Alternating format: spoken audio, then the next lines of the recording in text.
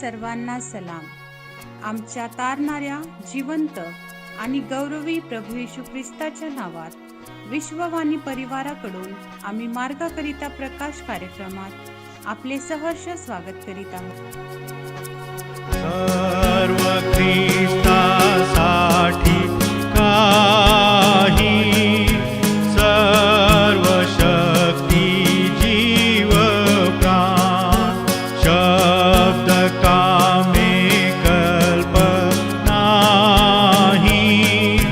सर्व दीनता सजा येशू ख्रिस्ता सर्व काही अर्पित सारे जीने जा येशू ख्रिस्ता सर्व काही अर्पित सारे जीने जा.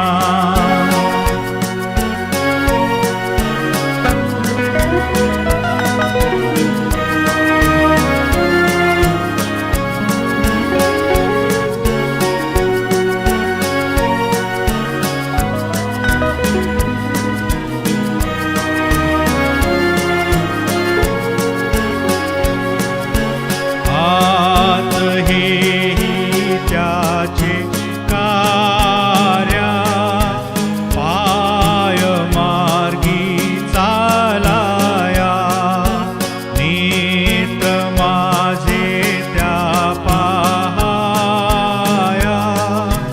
ओठ स्तुती गावया येशू ख्रिस्ता सर्व काही अर्पित सारे जीने जा येशू ख्रिस्ता सर्व काही अर्पित सारे जीने जा.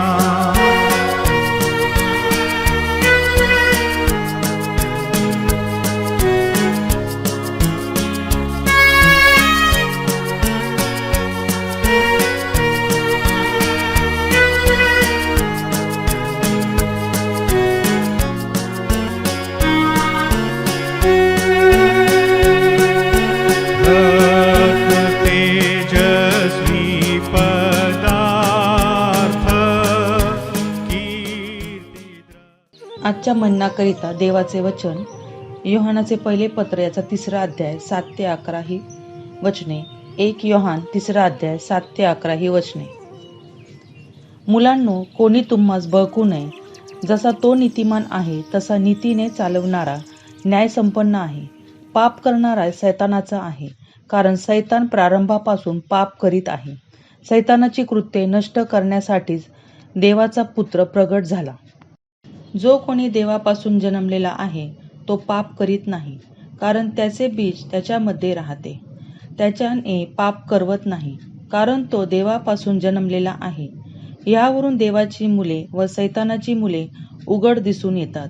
जो कोणी नीतीने वागत नाही तो देवाचा नाही, व जो आपल्या बंधूवर प्रीती करीत नाही तोही नाही. जो संदेश तुम्ही प्रारंभापासून ऐकला तो हाच आहे की आपण एकमेकावर प्रीती करावी. प्रभू परमेश्वर वाचलेली वचने आपल्या सर्वांसाठी आशीर्वादित करो. प्रिय प्रभू येशू ख्रिस्ताच्या नावामध्ये आपण सर्वांना सलाम. या सकाळच्या समयी आपण देवाचं वचन बघत आहोत. 1 योहान 3रा अध्याय 7 ते 11. आणि या वचनांमध्ये आम्ही पाहतो 3 गोष्टी. पहिली गोष्ट, कृतीमधून नीतिमत्ता दिसून येते.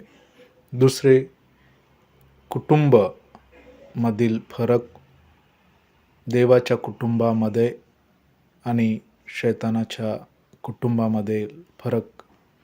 तिसरी गोष्ट, प्रेम या कुटुंबामध्ये कितीपत असते. प्रियानो, देवाचं वचन आम्ही पाहतो 7व्या वचनामध्ये म्हणतो की आमच्या जीवनामध्ये आणि आम्ही वागणारं आमचं जीवन, चालचलन हे आमच्या नीतिमत्तावर अवलंबून आहे. जर आम्ही नीतिमान आहो तर आमचं चालचलन पण न्यायसंपन्न राहील आणि देवाला जे आवडते ते आम्ही करणारे हो. आम्ही पापात राहणार नाही आणि आमचं वागणूक, आमचं नीतिक्रम हा पापमय नसणार. आणि म्हणून आमच्या जीवनामध्ये कृती जी आहे याच्याद्वारे आम्ही नीतिमत्ता प्रगट करतो. या नीतिमत्ताने आम्ही जर चालतो तर आमची कृती निश्चितच दिसून येते. अनेक वेळा आमच्या बोलण्यामध्ये नीतिमत्ता असते, परंतु आमच्या कृतीमध्ये नसते. परंतु देवाचे मुलं ते कृतीत करतात आणि ते प्रगट करून दाखवतात.